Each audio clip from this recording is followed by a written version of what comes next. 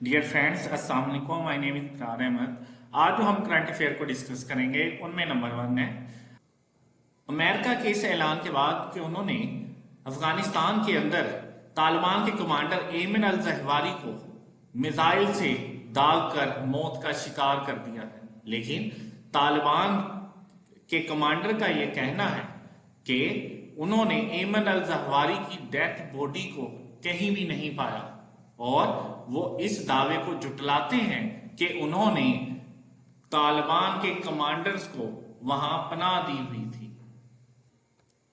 Next, Iran ने 150 drone तैयार किए हैं जिनके अंदर मुख्तलिफ किस्म की खुसूसियात हैं और वो बगैर पायलट के अपने दुश्मन को निशाना बना सकते हैं।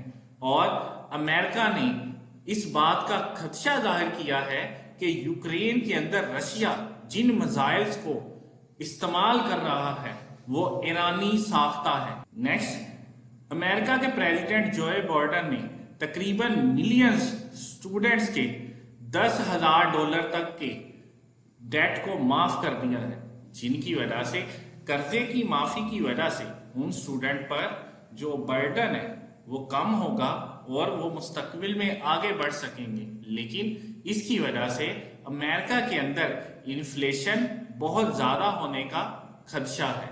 नेक्स्ट, बांग्लादेश ने 1.2 मिलियन रेफ्यूजीज को पनाह दी हुई है जिन्हें रोहिंग्या फौज के जुल्मो सितम के बाद यहां ट्रांसफर कर दिया गया था और उनकी आज 5वीं एनिवर्सरी है।